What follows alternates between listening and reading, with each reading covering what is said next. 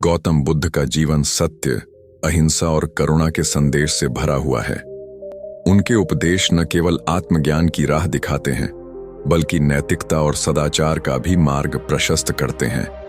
एक बार की बात है, जब भगवान बुद्ध अपने शिष्यों के साथ एक गांव में गए हुए थे।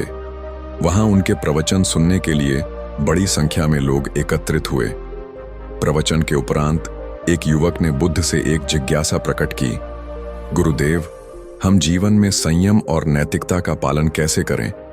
विशेष रूप से स्त्रियों के प्रति हमारा व्यवहार कैसा होना चाहिए? बुद्ध ने मुस्कुराते हुए युवक की ओर देखा और बोले, यह बहुत महत्वपूर्ण प्रश्न है। किसी भी व्यक्ति को अपने आचरण में संयम और मर्यादा बनाए रखनी चाहिए।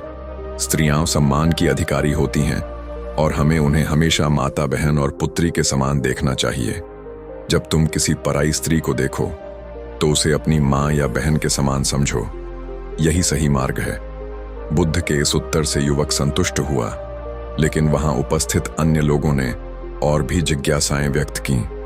उनमें से एक ने पूछा, भगवान, यदि कोई स्त्री स्वयं हमारे प्रति आकर्षण प्रकट करे तब हमें क्या करना चाहिए? बुद्ध ने बड़े धैर्य से उत्तर दिया, मनुष्य का सबसे बड़ा शत्रु उसका असंयमित मन है। यदि तुम्हारा मन किसी स्त्री की ओर आकर्षित होता है तो यह समझो कि यह केवल क्षणिक इच्छा है जो तुम्हें तुम्हारे मार्ग से भटका सकती है। तुम्हें इस मोहजाल से बचने के लिए आत्मसंयम और ध्यान का अभ्यास करना चाहिए। जब तुम अपने चित्त को नियंत्रित कर लेते हो तब तुम्हारी सभी इच्छाएं समाप्त हो जाती हैं और तुम्हें वास्तविक शांति प्राप्त होती है। बुद्ध ने आगे एक सुंदर उदाहरण देते हुए कहा, मान लो कि एक जलता हुआ अंगारा तुम्हारे सामने रखा हो। यदि तुम उसे उठाओगे तो तुम्हारे हाथ जल जाएंगे। इसी प्रकार यदि तुम पराई स्त्री के प्रति कोई अनुचित विचार रखोगे तो यह तुम्हारी आत्मा को जलाने का कार्य करेगा। इसलिए विवेक और संयम का अनुसरण करो और अपने मन को पवित्र रखो। शिष्यों और अन्य उपस्थित लोगों पर बुद्ध की इस शिक्षा का गहरा प्रभाव पड़ा। वे सभी उनकी वाणी सुनकर प्रेरित हुए और संकल्प लिया कि वे अपने जीवन में संयम और सदाचार को अपनाएंगे। बुद्ध ने यह भी समझाया कि स्त्रियों का सम्मान करना ही सच्चे धर्म का पालन करना है। इसके बाद एक वृद्ध व्यक्ति ने बुद्ध से पूछा, भगवान, हमें स्त्रियों से पूरी तरह दूरी बना लेनी चाहिए या उनके साथ किसी भी प्रकार का संवाद उचित है? बुद्ध ने मुस्कुराते हुए उत्तर दिया, नहीं, स्त्रियों से दूरी बनाना समाधान नहीं है।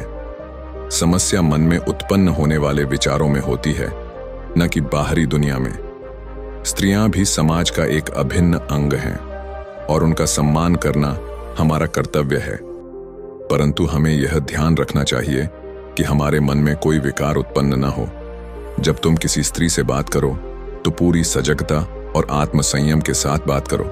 उनके प्रति हमेशा आदर और सम्मान की भावना रखो। बुद्ध के इन अनमोल वचनों ने वहां उपस्थित सभी लोगों को एक नई दिशा दी। वे समझ गए कि सच्चा संयम बाहरी चीजों से नहीं, बल्कि मन की शुद्धता से आता है। यदि मन निर्मल और पवित्र होगा तो किसी भी विकार या असंयम की भावना उत्पन्न नहीं होगी। बुद्ध के ये विचार आज भी प्रासंगिक हैं। आधुनिक समय में जब नैतिकता और मूल्यों का ह्रास हो रहा है, तब उनके ये उपदेश हमें सही दिशा दिखाते हैं।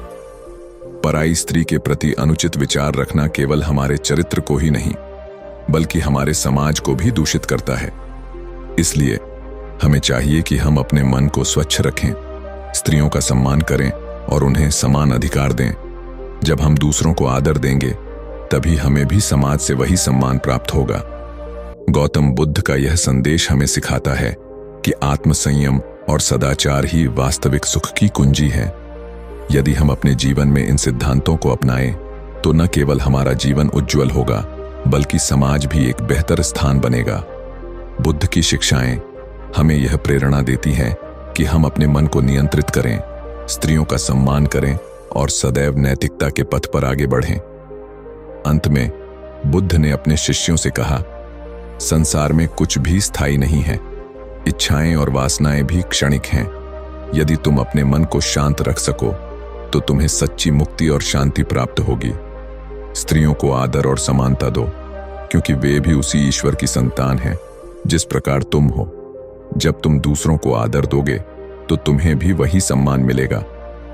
इस प्रकार गौतम बुद्ध के इन अनमोल विचारों से हमें यह सीखने को मिलता है कि सच्चा सुख आत्मसंयम और सम्मान में निहित है। स्त्रियों का सम्मान और उनके प्रति पवित्र दृष्टिकोण ही हमें एक संतुलित और सदाचारी जीवन जीने की प्रेरणा देता है।